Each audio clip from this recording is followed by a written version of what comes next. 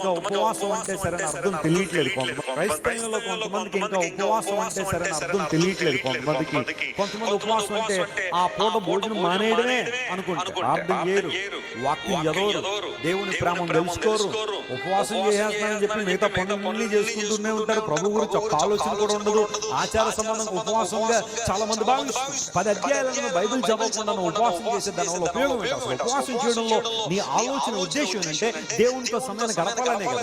నీ శరీరాన్ని కావలసిందల్లా పెట్టడం కాదు, కానీ కాసేపు దీనికి రెస్ట్ ఇచ్చి ఆ సమయాన్ని దేవుళ్ళలో గడపాలనే కదా ఉపవాసం చేస్తాం. ఇప్పుడైనా మీరు ఉపవాసం ఉండి సరైన ఉపవాసాన్ని మీరు కలిగి ఉండి కన్నీళ్లు విడుస్తూ మనఃపూర్వకంగా రండి. ఎవరో బలవంతం మీదనో ఎవరో ప్రోద్బలం మీద దేవుని రావడం కాదు, కానీ నీకు నీవుగా దేవునికి ఔన్నత్యాన్ని గుర్తించి ఆయన నీకు రక్షణ ఇచ్చేవాడని, నీ ఆత్మను రక్షించువాడని, నరకాగ్ని నుండి తప్పించువాడని గుర్తించి ఆయన దగ్గరికి మనస్ఫూర్తిగా వచ్చావా, లేదా బలవంతంగా వస్తున్నావా దేవుని దగ్గరికి? క్రైస్తవులలో కొంతమందికి ఇంకా ఉపవాసం అంటే సరైన అర్థం తెలియట్లేదు.